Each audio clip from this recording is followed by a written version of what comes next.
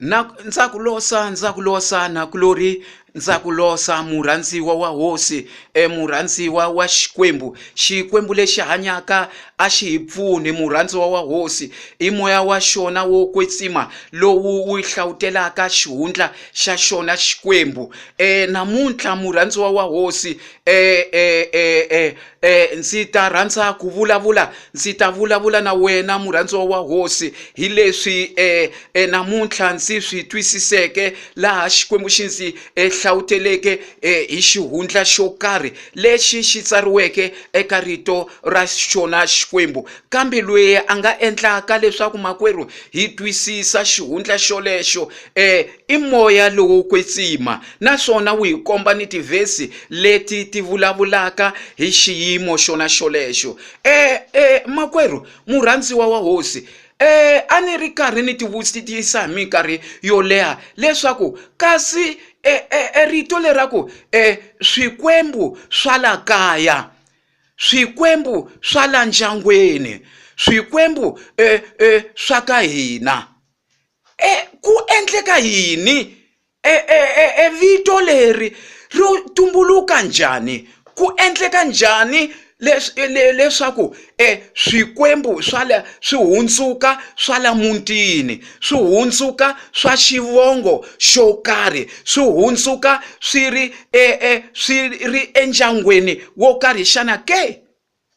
Naswona makwerhu ni ye mahlweni ni twisisa leswaku loko hi rito ni vulavula hi ka tlhelo ra rito ra xikwembu makwerhu, loko hi vulavula hi swikwembu hi tlhelo rin'wanyani hi vulavula hi mimoya ya thyaka, hi vito rin'wanyani hi vulavula hi madimona.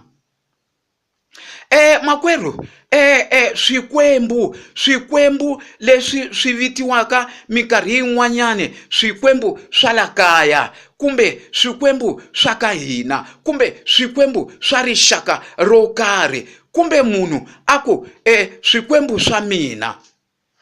Kasi rito ra xikwembu kota xi hi rhandzaka i nga va xi hi dyondzisa yini ku va hi pfuleka mahlo hi twisisa hi xiyimo lexi? Makwerhu ni lave ku tiva eka rito ra xikwembu ni ri karhi ni khongela hi minkarhi yo leha, naswona ni ka vukhongeli bya mina ni ri karhi ni yingisela vatirhi va xikwembu loko va xumayela minkarhi yin'wani va khumba na yona mhaka leyi ya swikwembu leyi. Kambe ni lava ku yi twisisa leswaku i nga va xikwembu xi endleke hina hi ku hi rhandza xi hi endle leswaku hi ta hanya ni swikwembu, hikusa se a ndzi twisisa leswaku swikwembu i mimoya ya thyaka. I nga va xikwembu lexi xi hi rhandzeke xi nyikela n'wana wa xona wa wun'we leswaku hi ponisiwa, xi nga va xi ri xona xi endlaka leswaku mindyangwini ya hina kumbe ka xivongo xa ka hina hi ta va hi ni swilo leswi swi vuliwaka leswaku i swikwembu swa la kaya xana ke? Kasi ku vuliwa yini la? Ku endleka yini? Murhandziwa wa hosi, xikwembu moya lowo kwetsima wu ni endle leswaku ni ya hlaya eka buku ya Exoda chapter 32 makwerhu, a verse 6 na verse 7 hi laha loko ni nkarhi u nga hlaya chapter yoleyo kusukela ka 1 ku ya fika ka 14, kambe eka verse 6 na 7 hi vona hi laha vaIsrayeli va nga va endla yima yo karhi va gandzela role, va gandzela xifananiso xivumbeko xo karhi lexi a xi endliwe hi xivumbeko, xilo xo karhi lexi xi endliwe hi xivumbeko xa role. Kona kolaya eka verse 7 makwerhu wa Exoda lowa 32, eka verse 7 hi vona leswaku va tinyamisa. Wa vona makwerhu leswaku vona laya a va endla nkhuvo lowuya va dya vanwa va cina, na kasi xilo lexiya a xi endliwile xi yimisiwe laya endzhaku ka xona entlawa wa mimoya ya thyaka a yi ri karhi na yona yi tsakela ku va yi ta joyina, yi ta va yi ri ka ntlawa wa vaIsrayeli lavaya. Makwerhu a yi mayima leyi a hi lana ntsena eka tinhlayo makwerhu moya lowo kwetsima wu ni endle leswaku ni hlaya eka buku ya tinhlayo chapter 25 verse 1 2 na 3. Kuna yima yin'wana makwerhu u nga ta yi vona loko u hlaya bibele ra wena. Kuna yima yin'wanyani yi nga endliwa hi vaIsrayeli va ndzhaku ka swoleswo eka nkhuvo wolo wa varhambiwile va dya. Hi ku dya ka vona swilo leswiya swa magandzelo a yi ri timhamba a swi tlhaveliwe timhamba eka vanhu lavaya va matiko lavaya. Hileswaku vaIsrayeli ni vona va hundzuke va khinsamela eswikwembu leswiya hi mahlayela man'wani va khinsamela madimona. Va swin'we se iri maxaka ni madimona lawaya. Kambe makwerhu emhaka hile hosi Yesu eka Johani chapter 10 verse 10 iri emuyivi itela kuta kuta yiva ntsena nuku dlaya nuku hahlula. Wa vona xa ku sungula i ku yiva entiyiso ya xikwembu hi ndlela yin'wanyani makwerhu. Ku yiva endlela ya ku lulama leyi hina vanhu xikwembu xi hi endleke leswaku hi hanya ha yona hi ndlela ya xona xikwembu. Ndzhaku ka leswo hileswaku i ku dlaya. Wa vona ku dlaya kuta ephambeni ka ku hahlula. Ku dlaya loku makwerhu ku fambelana ni mhaka yin'wanyani ya ximoya naswona. Loko munhu a ri kule na xikwembu, loko munhu a hlukana na xikwembu, loko munhu a tshike xikwembu, hileswaku hi ximoya makwerhu ni vulavula hi ximoya makwerhu, munhu loyi hi ximoya a file. Ule kule na xikwembu. Ndzhaku ka leswo nala inga diabolos, inga yona mimoya yo leyi ngo swikwembu swa la kaya la yi tirha ntirho wa yona hi ku vevuka, yi hahlula vutomi bya munhu loyi, yi tisa madzolonga eka rixaka leri. Minkarhi yin'wana ni swilo swin'wana leswi endlekaka ka xivongo xo karhi ku fika laha ku vuliwaka leswaku mukhuva lowu wa swilo leswi ni vakokwa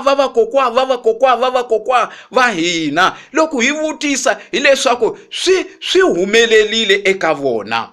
Na kasi hi mimoya leyi vitiwaka swikwembu swa la kaya, leyi hundzukeke swikwembu swa la kaya hi timhamba kumbe ni swin'wanyani leswi hi nga swi endlaka leswi swi yilaka emahlweni ka xikwembu. Makwerhu leswo ntsena eka vakorinto vo rhanga chapter 10 verse 20 hi kuma laha hi kawukiwaka futhi hi swilo swona swo leswi swa ku endleliwa etimhamba emagandzelo ya swikwembu.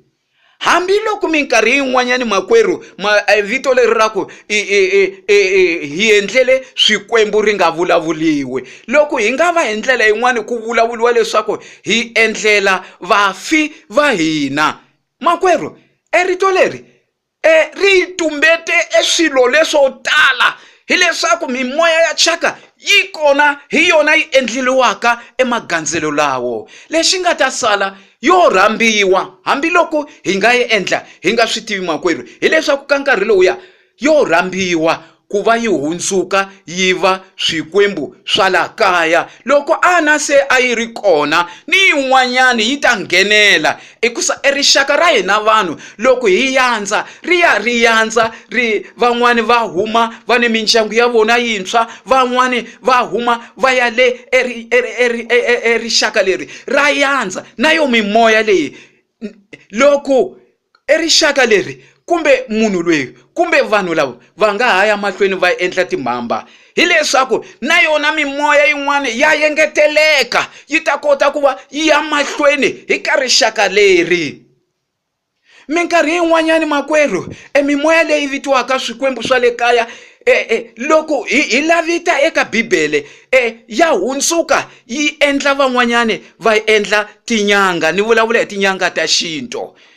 Loko ni ku tinyanga ya xinto, munhu loyi a thwasaka, a fembaka, ni loyi a thwasisaka, mimoya leyi ya swi endla makwerhu.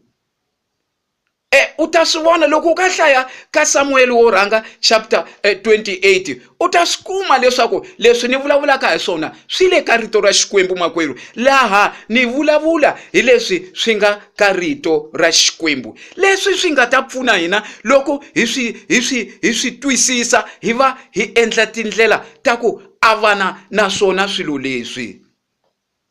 Wa vona makwerhu, eka Vakorinto vo rhanga chapter 10 verse 20, nakona laya ku tsariwe leswaku loko hi nga dya swilo leswi swi nga swa timhamba, leswi swi nga swa nkhuvu lowu wu endleliweke swikwembu swoleswo swi vuliwaka swikwembu swa muti lowu, swikwembu swa la kaya, hileswaku na hina ha joyina ka swona, naswona se swa tirha, swi fanele ku swi tirha eka vutomi bya hina, na swi khululekile ku swi rhambiwa hi timhamba letiya, hi nkhuvu lowuya wu nga endleliwa swona.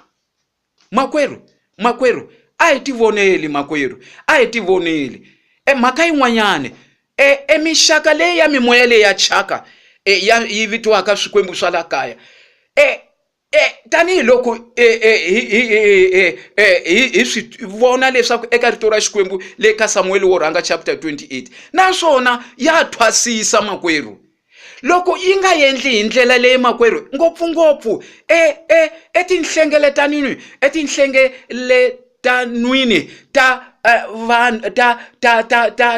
ta vapfumeri, yi tirha hi maqhinga man'wanyane.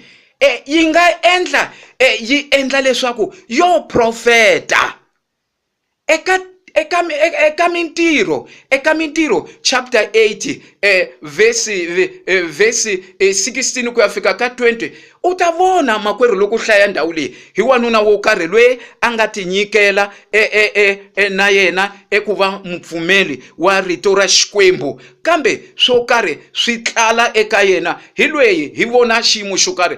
Hlaya kola ka mintirho chapter 8 verse 16 ku ya fika ka 20.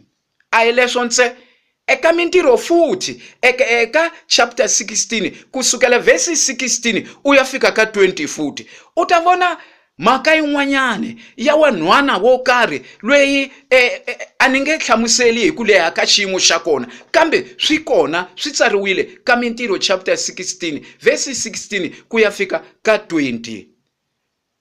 Mimoya leyi yi endla maqhinga yo karhi, yi nga endla yi lunghisa vatirhi va yona lavo va nga ta kanganyisa, va kanganyisa ni vapfumeri va rito ra Xikwembu, yi kanganyisa ni nhlengeletano ya Xikwembu. Kambe mahungu lamanene makwerhu, moya lowo kwetsima hi wona, loko ku nghenele swilo eka yindlo ya Xikwembu, hi wona lowu wu hi endlaka leswaku hi swi twisisa leswaku la ku ni swilo swi nga nghenela. I moya wo kwetsima lowu yimeleke kereke ya Yesu, lowu fambisaka vana va Xikwembu, lowu fambisaka vatirhi va Xikwembu. I moya lowo kwetsima wu nga ta endla leswaku mutirhi luya a swi tsumbula leswaku hawu moya lowu wu vulavulaka wo profeta i nga va i moya wa Xikwembu xana? Makwerhu, rito ra Xikwembu hi rona ri kawukaka, Xikwembu xa hi rhandza makwerhu, hi laha xi nga hi rhumela n'wana wa xona wa wun'we, enga Hosi Yesu, leswaku a hi fela a va gandzelo ra magamu, a va yena ndlela ya hina ya ku tshunela ka Xikwembu, hi va hi ngati ya yena hi ponisiwa, hi hlantswiwa ni ka swivi leswi swi nga va ka swi hi nghenile loko ka minkarhi yo liya hi nga sina tiva Xikwembu, hi ri karhi ha famba ka tindlela letiya makwerhu. mhaka yin'wana makwerhu minkarhi yin'wana wena u nga ta yingisela video leyi swa endleka u ni xaka leri ri nga ka xiyimo lexi xa vungoma, minkarhi yin'wana xa vuprofeta bya hava bya mavunwa. Makwerhu u nga kariheli xaka leriya makwerhu. Mukhongeleli vulavula na Xikwembu xi n'wi khumba makwerhu. Moshe loko va endle mhamba liya vaIsrayeli le ka Exodus 32 le va nga endla mhamba liya ku endliwa xifananiso lexiya xa rhole lexiya va xi khinsamela va tinyamisa. Moshe loko Xikwembu xi n'wi byela leswaku vanhu va wena lavaya vanhu lavaya u nga va humesa eGibita va tinyamisile, ni la ku va mbombisa. Xikwembu xi vula marito lawo. Moshe hi mbilu ya yena yo lulama makwerhu a rhandza varikwavo vaIsrayeli lavaya hileswaku i yo va khongelela, a ti lulamisela, a hlangana na Xikwembu hi xikhongelo makwerhu, a va khongelela. Xikwembu xi va xi hlamula, xi cinca mapimo lawaya. Swi le kona ka Exodus 32 verse 10 verse 12 na verse 14. Na hina makwerhu a hi va khongeleli, na mina na va khongelela maxaka lawo manga va ka kona ya rixaka ra ka mina lawa ntiyiso leyi makalaka ma nga se na yi tiva, leswaku Xikwembu xi va pfuna, xi va pfula matihlo. Ndlela i Yesu, muponisi i Yesu loyi a hi hlantswaka ni swivi swo tala leswi hi nga va ka hi nghene ka swona. I Yesu loyi a nga hi khululaka loko hi ri karhi ha bohiwile hi mimoya liya yi vitaniwaka swikwembu, yi vitaniwaka swikwembu swa muti wo karhi kumbe swikwembu swa la kaya, na kasi yona i vukanganyisi, i mimoya ya chaka, i madimona. Makwerhu kateka makwerhu, khululeka makwerhu, hlaya tivesi leti. Naswona u nga hlaya ka Levitika chapter 19:31 na Isaya chapter 80 verse 19 ku ya fika ka 20. Makwerhu ni tindhawu tin'wanyani to tala eka Bibele ku u ya fika ka nhlawutelo u ta kuma leswaku xiyimo lexi Xikwembu hi moya wa xona lowo kwetsima ni hi vatirhi va xona xi swi veke erivaleni, ni namuntlha xa ha swi veka erivaleni hi rirhandzu ra xona leswaku hi hanya vutomi lebyi byi tengeke. Kateka makwerhu, kateka.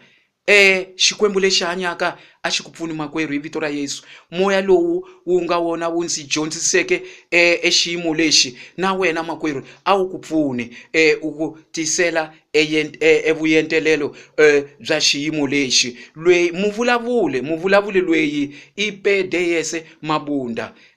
Namixo namuntlha, namixo hi siku ra ti 14 ka n'hweti ya April 2018 eAfrika-Dzonga. Kateka makwerhu, a hi kateki makwerhu, a hi hlayi rito ra Xikwembu, a hi khongeli. Minkarhi yin'wanyani hi zila ka nkarhi lowu hina hi nga va ka hi ti hlawulele wona leswaku hi ti hlanganisa na Xikwembu, xi ta hi komba swilo leswi swi hlamarisaka, xi tlhela xi hi nyika ni tivhesi leswaku hi nga weli endzingweni hi vito ra Yesu. Amen.